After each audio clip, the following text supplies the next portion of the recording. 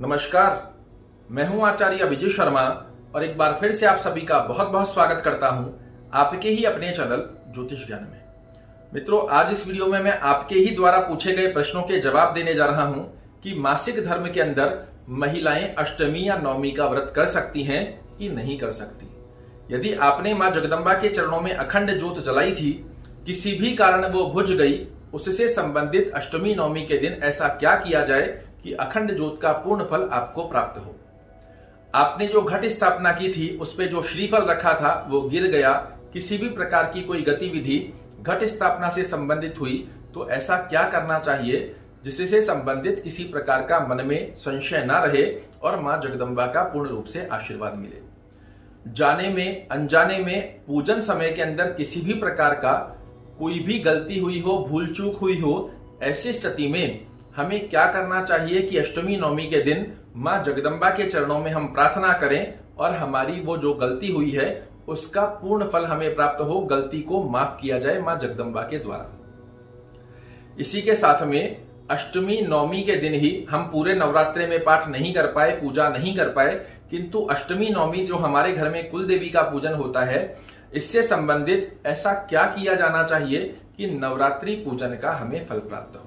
इन सभी सवालों के जवाब लेकर आज इस वीडियो में मैं आपके सामने प्रस्तुत हुआ हूं और पूर्ण रूप से विश्वास के साथ कह रहा हूं, आपके सभी सवालों के जवाब बहुत ही 100% और सटीक आपके सामने प्रस्तुत करने जा रहा हूं। सर्वप्रथम हम बात करते हैं, यदि मासिक धर्म के अंदर कोई महिला है और जगदम्बा की पूजन अर्चन करती हैं, मां जगदम्बा में पूर्ण विश्वास रखती हैं, अष्टमी या नवमी का पूजन करना चाह रही हैं या फिर व्रत करना चाह रही हैं, तो कैसे करें।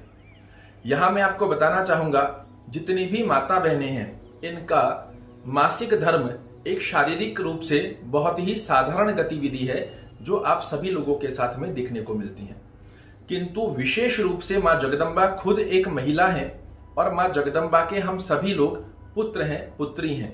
मां जगदम्बा करुणामयी है और ऐसी अवस्था में यदि आप बिल्कुल सच्चे मन से, सच्चे हृदय से मां जगदम्बा की मानसिक पूजन, क्योंकि शास्त्र मान्यता है कि मासिक धर्म में आपको पूजा सामग्री, पूजा से संबंधित मंदिर को इनको स्पर्श नहीं करना होता, किंतु मानसिक रूप से आप मां जगदम्बा के चरणों में पूजन अर्चन करते हैं कि आप मां जगदम्बा को हार पहना रहे हैं, आप मां जगदम्बा को चंदन लगा रहे हैं, आप मां जगदम्बा को प्रसाद चढ़ा रहे हैं। इस प्रकार से षोडशोपचार यदि आप पूजन करना चाहें निसंकोच कर सकते हैं, इसमें किसी प्रकार की संकोच नहीं है। वो मां है हमारी और उस जगदम्बा के सामने सिर्फ और सिर्फ एक गतिविधि चाहिए और वो है सच्ची मंशा। सच्ची मंशा के साथ यदि आप मां जगदम्बा के चरणों के अंदर मानसिक पूजन अर्पित करते हैं, 100% आपकी मां जगदम्बा पूजन स्वीकार करती है। यदि आप अष्टमी या नवमी का व्रत करना चाह रहे हैं तो भी आप निसंकोच कर सकते हैं। अष्टमी नवमी के दिन पूजा की सामग्री को स्पर्श नहीं करना होता, किंतु विधिवत जैसा आप अपने व्रत के अंदर उपवास रखते हैं, उस व्रत के अंदर एक समय आप भोजन करें, मां जगदम्बा का मानसिक रूप में पूजन करें। साथ ही में जिस दिन अष्टमी या नवमी के दिन आप पूजन कर रहे हैं उस दिन झूठ बोलना, किसी के साथ क्रोध करना, अपशब्दों का प्रयोजन करना, इस प्रकार की गतिविधि विशेष रूप से आपको नहीं करनी होती है। सात्विक मन से बिल्कुल काले नीले कपड़े ना पहने, अच्छे से जो माता को रंग पसंद होते हैं, लाल वस्त्र पहन सकते हैं, पीले पहन सकते हैं, पिंक कलर का पहन सकते हैं, इस प्रकार के रंगों का प्रयोजन करें। काले नीले वस्त्र ना पहने और साथ में सात्विक मन के साथ में यदि मां जगदम्बा के चरणों में आप व्रत अर्पित करते हैं, निश्चित रूप से मां जगदम्बा के द्वारा स्वीकार होता है। दूसरी अवस्था के अंदर आपके द्वारा पूछा गया कि अखंड ज्योत यदि किसी कारणवश बुझ जाए तो क्या करना चाहिए, तो मैं आपको बताना चाहूंगा, मैंने अभी भी एक वीडियो बनाकर आपको दिया है कि 24 तारीख को ही अष्टमी और नवमी दोनों तिथियां पड़ रही है और 24 तारीख के दिन ही अष्टमी नवमी का पूजन होगा। परिणाम स्वरूप स्थितियां यही है कि अंतिम दिन 24 तारीख को आप एक अखंड दीपक अच्छा सा बना लें जो बुझे ना, इस प्रकार की स्थिति का प्रयोजन कर उसमें अच्छा सा घृत पूरित कर दें। मां जगदम्बा के चरणों में अर्पित करते हुए प्रार्थना करें कि किसी भी जानेवश अनजानेवश मां जगदम्बा की जो अखंड ज्योत बुझी है इसका हमारे सामने अनजानवश ये गतिविधि हुई है, और एक मंत्र यदि आप बोल सकते हैं तो बहुत बढ़िया, अन्यथा मानसिक रूप से ही ध्यान करें। चंद्रमा मनसो जात है, चंद्रमा साक्षी है, सूर्य साक्षी है कि हमने आपकी जो पूजन की है वो माँ जगदम्बा सच्चे मन से की है।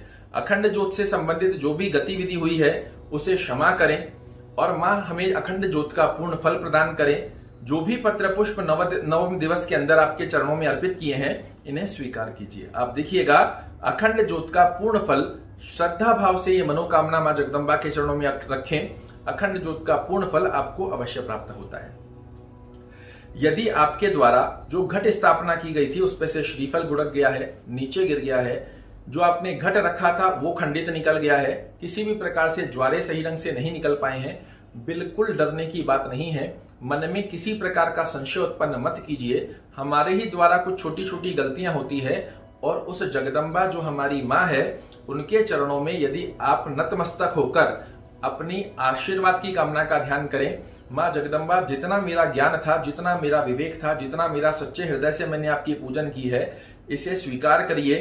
किसी भी प्रकार की गलती हुई है, त्रुटि हुई है, उसे समस्त क्षमा कीजिए और समस्त प्रकार के मनोरथ पूर्ण कीजिए। फिर देखिए समस्त प्रकार से माँ जगदम्बा उसे स्वीकार भी करती हैं और आपके समस्त मनोरथ पूर्ण भी करती है। जाने में अनजाने में आपसे नवरात्रि के दिवस के अंदर किसी भी प्रकार की कोई गलती हुई है उसकी भी क्षमा प्रार्थना, दुर्गा सप्तशती यदि आपके हाथ में है तो आप लास्ट में देखेंगे तो क्षमा प्रार्थना लिखी हुई है। आवाहनम न जानामी तवार्चनम पूजाम चैव न जानामी क्षम्यताम परमेश्वरी। माता, ना मैं आपका आवाहन जानता हूं ना ही पूजा जानता हूं। हे जगदम्बा, जो भी यथा ज्ञान यथा उपलब्ध सामग्री द्वारा मैंने आपके चरणों में 9 दिवस के अंदर पत्र पुष्प अर्पित किए हैं इन्हें माँ जगदम्बा स्वीकार कीजिए। मुझसे किसी भी प्रकार की जाने में अनजाने में गलती हुई है उसे क्षमा कीजिए और मेरे समस्त मनोरथ पूर्ण कीजिए। इस प्रकार से एकाग्र चित्त भावना रखकर माँ जगदम्बा के चरणों में अपनी प्रार्थना अर्पित कर देखिए, 100% माँ जगदम्बा उसे स्वीकार करती हैं और निश्चित रूप से आपको माँ जगदम्बा की पत्र पुष्प द्वारा जो पूजन की गई है उसका फल अवश्य प्राप्त होता है। आशा करता हूं मेरे द्वारा दी गई ये जानकारी आपको पसंद आएगी। अगर पसंद आए तो वीडियो को लाइक कीजिएगा, शेयर कीजिएगा और चैनल को सब्सक्राइब कीजिएगा। कल ऐसी ही एक और रोचक जानकारी के साथ आपके सामने प्रस्तुत होऊंगा। तब तक के लिए नमस्कार, जय माता दी।